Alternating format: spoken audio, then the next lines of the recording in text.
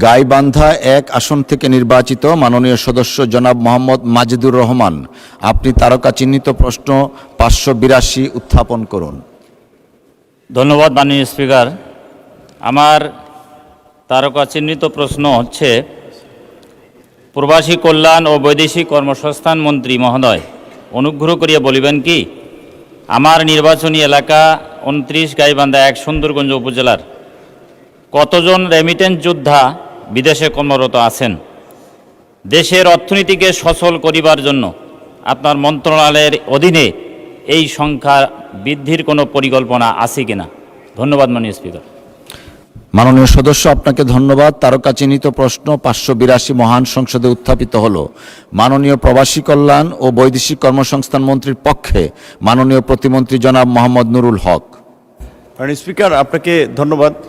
মাননীয় সংসদ সদস্য জনাব মাজিদুর রহমান, গাইবান্ধা 1, তার জ্ঞাতার্থে আমি জানাতে চাই, গাইবান্ধা 1 সুন্দরগঞ্জ উপজেলা থেকে 2004 সাল থেকে এ পর্যন্ত মোট 6218 জন রেমিটেন্স যোদ্ধা বিদেশে কর্মরত আছে। গাইবান্ধা জেলায় 6874 জন। এবং গাইবান্ধার দেশের অর্থনীতি, আমি আগেই বলেছি, দেশের অর্থনীতিতে আমাদের প্রবাসীদের একটা উল্লেখযোগ্য ভূমিকা রয়েছে। দেশের অর্থনীতির পাইপলাইন হিসেবে আমরা এই রেমিটেন্স যোদ্ধাদের অবদানকে সবসময় স্বীকার করে থাকি এবং এটা সরকারের সবসময় একটা অগ্রাধিকার থাকে এই খাতকে প্রসারিত করা এবং দেশের অর্থনীতিতে তাদের ভূমিকাটাকে আরও সক্রিয় করা। সেই লক্ষ্যে আমি পূর্বের প্রশ্নের উত্তরেও বলেছি যে আমাদের সরকারের পক্ষ থেকে ইতিমধ্যেই বেশ কিছু পদক্ষেপ নেওয়া হয়েছে। একই উত্তর এখানেও দীর্ঘ লিপিবদ্ধ আছে, পঠিত বলিয়া গণ্য। মাননীয় মন্ত্রী, পঠিত বলে গণ্য হলো। মাননীয় প্রতিমন্ত্রী, আপনাকে ধন্যবাদ। মাননীয় সদস্য জনাব মোহাম্মদ মাজিদুর রহমান একটি সম্পূরক প্রশ্ন করতে পারেন। মাননীয় স্পিকার, আমি মন্ত্রী মহোদয়ের কাছে জানতে চাই, আমার প্রশ্নের মধ্যেই সেটা আছে যে সংখ্যা বৃদ্ধি করা হবে কিনা, রেমিটেন্স যোদ্ধার সংখ্যা। এবং সেই সাথে আমি যেটা বলবো সেটি হচ্ছে, আমরা সবাই বলি যে দেশের অর্থনীতিকে সচল করে রেখেছেন রেমিটেন্স যোদ্ধারা। দেশ স্বাধীন যারা করেছেন তাদেরকে বলা হয় মুক্তিযোদ্ধা। দেশকে অর্থনৈতিকভাবে সচল রাখার জন্য, অর্থনৈতিক প্রবৃদ্ধি বাড়ানোর জন্য এই যে যারা দেশ থেকে বিদেশে গমন করেছেন এবং মাননীয় সদস্য দয়া করে প্রশ্ন করুন প্লিজ। জি, আমি প্রথমত বলছি যে এই সংখ্যা বৃদ্ধি করা হবে কিনা এবং এই রেমিটেন্স যোদ্ধা তারা তাদের প্রেরিত যে অর্থ, তাদের পরিবারের সদস্যরা যখন বিভিন্ন ব্যাংকে যায় সেখানে তারা বিভিন্নভাবে হয়রানির শিকার হয়।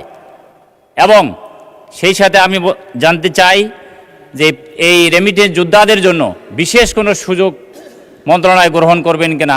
মাননীয় স্পিকার, আপনার মাধ্যমে আমি মন্ত্রী মহোদয়ের কাছে দৃষ্টি আকর্ষণ করছি, আমি সেটা জানতে চাই। ধন্যবাদ মাননীয় স্পিকার। ধন্যবাদ মাননীয় সদস্য। মাননীয় প্রতিমন্ত্রী।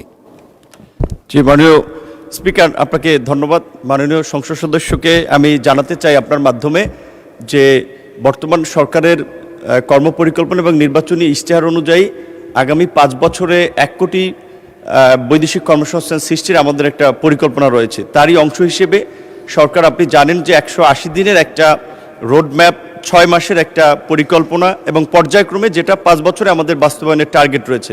কিন্তু দুঃখজনক যে আমরা সরকার দায়িত্ব নেওয়ার পরেই আমরা ইরান, ইসরায়েল, যুক্তরাষ্ট্রের একটা যুদ্ধের মধ্যে পড়ে গেছি, যার ফলে আমাদের দেশের যে শ্রমবাজারে একটি বড় জায়গা ছিল মধ্যপ্রাচ্য, সেই জায়গাটি আমাদের জন্য সংকুচিত হয়ে যাচ্ছে। একই দিকে আবার আমাদের একটা বড় দ্বিতীয় শ্রম খাত হিসেবে মালয়েশিয়া আমাদের কাছে খুব গুরুত্বপূর্ণ।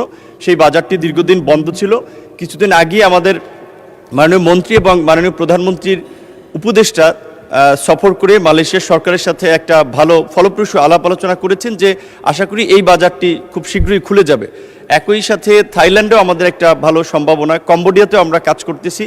এই সরকার দায়িত্ব নেওয়ার পরে আমরা বেশ কিছু উল্লেখযোগ্য পদক্ষেপ নিয়েছি। আশা করি তার সুফল আমরা অন্তত 6 মাসের মধ্যে হয়তো একটু দৃশ্যমান করতে পারবো। আপনাকে ধন্যবাদ মাননীয় স্পিকার। ধন্যবাদ মাননীয় প্রতিমন্ত্রী।